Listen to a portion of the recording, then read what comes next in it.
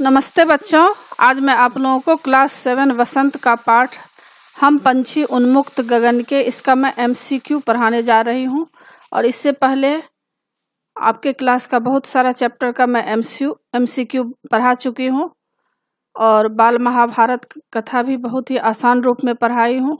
Class 7 का chapter बहुत सारे चैप्टर को मैं पढ़ा चुकी हूँ, तो उन सब को देखने के लिए आप ऊपर दिए गए आई बटन पर क्लिक करके देख सकते हैं या नीचे दिए गए डिस्क्रिप्शन बॉक्स में देख सकते हैं या प्लेलिस्ट में जाकर आप देख सकते हैं। और बच्चों, अभी हम लोग पढ़ेंगे हम पंछी उन्मुक्त गगन के इसका MCQ, क्योंकि इस बार आप लोगों को एग्जाम में MCQ ही पूछे जाएंगे। पहला प्रश्न है, पिंजरे में बंद पक्षियों का कहना है। क्या कहना है? क, हम पिंजरे में खुश रहते हैं। हम पेड़ों पर रहना चाहते हैं। ग, हम खुले आकाश में विचरण करने वाले हैं। घ, हम उड़ना ही जीवन मानते हैं। तो पिंजरे में बंद पक्षियों का क्या कहना है? इसका सही उत्तर है ग, हम खुले आकाश में विचरण करने वाले हैं। दूसरा प्रश्न है, पिंजरे में रहकर पक्षी क्या नहीं कर पाएंगे? क, गा नहीं पाएंगे। ख, उड़ नहीं पाएंगे। ग, कुछ खा नहीं पाएंगे। ग, मन की भावनाएं किसी को कह नहीं पाएंगे। तो पिंजरे में रहकर पक्षी क्या नहीं कर पाएंगे? इसका सही उत्तर है क, गा नहीं पाएंगे। तीसरा प्रश्न है, सोने का पिंजरा भी पक्षियों को क्यों नहीं भाता? क, वे तो खुले आकाश में उड़ना चाहते हैं। ख, क्योंकि बंधन में उनकी स्वतंत्रता छिन जाती है। ग, बंद कर रहना उनका स्वभाव नहीं। घ, उपर्युक्त सभी कथन। तो सोने का पिंजरा भी पक्षियों को क्यों नहीं भाता? इसका सही उत्तर है उपर्युक्त सभी कथन सत्य है। क, ख, ग। क, वे तो खुले आकाश में उड़ना चाहते हैं। ख, क्योंकि बंधन में उनकी स्वतंत्रता छिन जाती है। और ग, बंद कर रहना उनका स्वभाव नहीं। तो सोने का पिंजरा भी पक्षियों को क्यों नहीं भाता? तो इसका सही उत्तर है उपर्युक्त सभी कथन सत्य हैं। चौथा प्रश्न है, सोने के पिंजरे की सलाखों से टकरा टकरा कर क्या होगा? क, पिंजरा टूट जाएगा। ख, पक्षी बाहर निकल जाएंगे।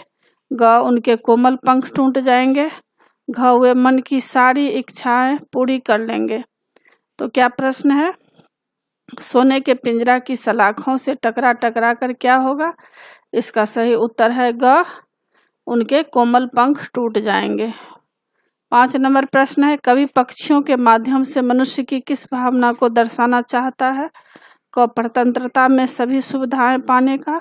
ख, ऊंचाइयों को छूने की। ग, सदा स्वतंत्रता का जीवन जीने की। घ, किसी के बंधन में रहने की। तो कवि पक्षियों के माध्यम से मनुष्य की किस भावना को दर्शाना चाहता है? इसका सही उत्तर है ग, सदा स्वतंत्रता का जीवन जीने की।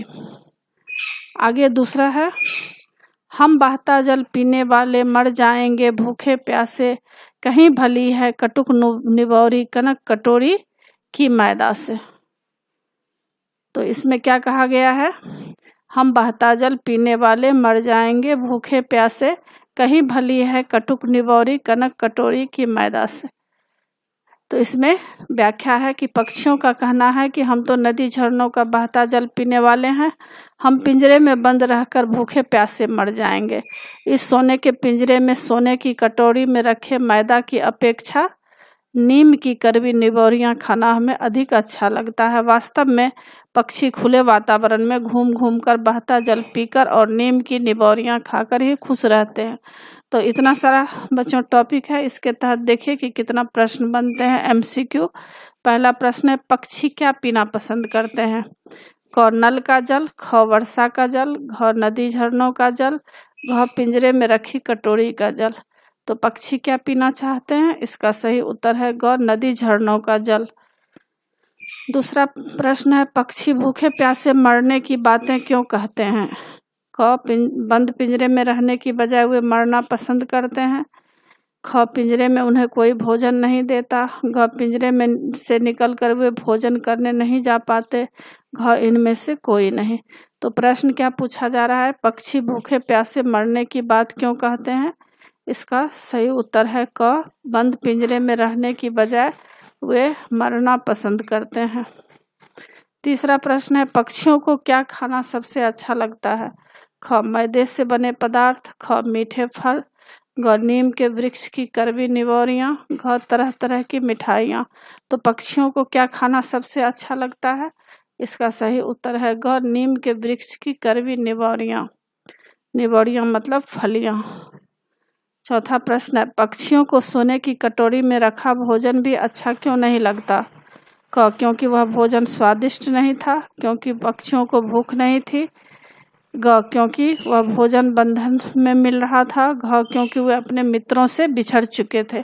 तो पक्षियों को सोने की कटोरी में रखा भोजन भी अच्छा क्यों नहीं लगता? इसका सही उत्तर है ग क्योंकि वह भोजन बंधन में मिल रहा था। पांचवा प्रश्न है, इस पद्यांश में पक्षी की किस व्यथा का चित्रण किया गया है? क पिंजरे में परतंत्रता का, ख घर में बंद करने का, ग बहेलियों द्वारा पकड़े जाने का, घ इनमें से कोई नहीं। तो इस पद्यांश में पक्षी की किस व्यथा का चित्रण किया गया है? इसका सही उत्तर है क पिंजरे में परतंत्रता का। तीसरा देखिए पैराग्राफ क्या है, स्वर्ण श्रृंखला के बंधन में अपनी गति उड़ान सब भूले, बस सपनों में देख रहे हैं तरु की फुनगी पड़ के झूले। तो इसमें देखिए पक्षियों के माध्यम से कभी कहता है कि सोने की सलाखों से निर्मित पिंजरे में रहकर तो हम अपनी उड़ान व गति भी भूल गए हैं, अब तो केवल सपनों में ही यह सोचते हैं कि वे पेड़ की सबसे ऊंची चोटी पर झूल रहे हैं। तो अब इस पैराग्राफ के तहत कितने MCQ बनेंगे ये आपको देखना है। पहला है, पक्षी कैसे पिंजरे में बंद है? क लोहे के, ख सोने के, ग लकड़ी के, घ प्लास्टिक के। इसका सही उत्तर है ख सोने के। दूसरा प्रश्न है, पिंजरे में बंद पक्षी की उड़ान पर क्या प्रभाव पड़ता है? क वे तेज गति से उड़ना भूल जाते हैं, ख वे उड़ना भूल जाते हैं, ग उनके पंख टूट जाते हैं, घ वे चाहकर भी उड़ नहीं पाते। तो पिंजरे में बंद पक्षी की उड़ान पर क्या प्रभाव पड़ता है? इसका सही उत्तर यह है, क का उत्तर है वे तेज गति में उड़ना भूल जाते हैं। तीसरा, पक्षी क्या सपना देखते हैं? क दूर आकाश में उड़ने का, ख पेड़ की चोटी पर झूलने का, ग पिंजरा तोड़ डालने का, घ पिंजरे से भाग जाने का। तो पक्षी क्या सपना देखते हैं? इसका सही उत्तर है ख पेड़ की चोटी पर झूलने का। चौथा प्रश्न है, फुनगी का अर्थ क्या है? क लाल फूल, ख लंबी टहनी, ग ऊंची टहनी, घ पेड़ की सबसे ऊंची चोटी का सिरा। तो फुनगी का क्या अर्थ है? इसका सही उत्तर है पेड़ की सबसे ऊंची चोटी का सिरा, घ उत्तर सही है। पांचवा प्रश्न है, पिंजरे में रहकर पक्षियों के साथ क्या हुआ?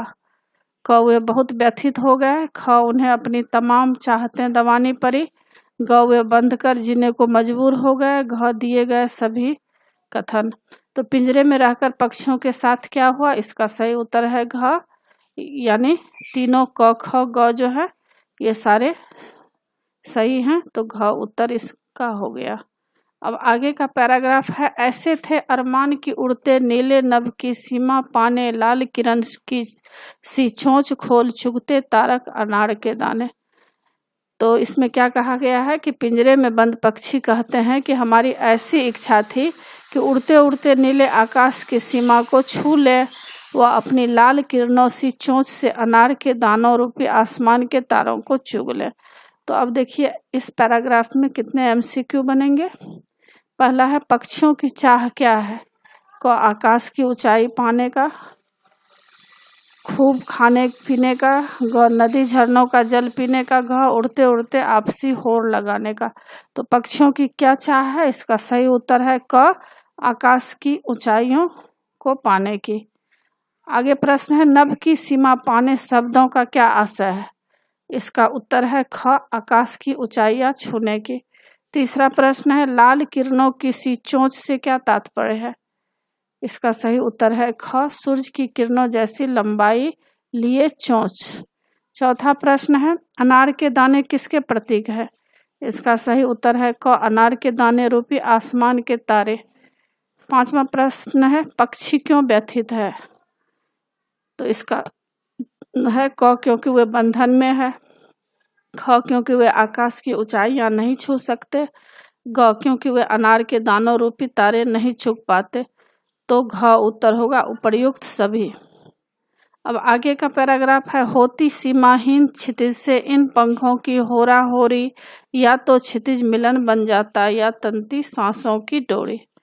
तो इसमें क्या कह रहे हैं कवि कि इन पंक्तियों में पक्षियों का कहना है कि आसमान की ऊंचाइयों को छूते हुए उनके पंखों में इस प्रकार होड़ लग जाती है कि उड़ते उड़ते या तो वे क्षितिज जहाँ धरती और आसमान मिलते हुए दिखाई देते हैं को पा जाते हैं या अपने प्राण गंवा देते हैं। तो इसमें देखिए कितने MCQ बनेंगे।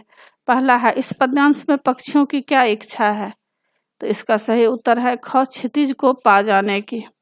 दूसरा प्रश्न है, पक्षियों के मन में क्षितिज मिलन की चाह क्यों है?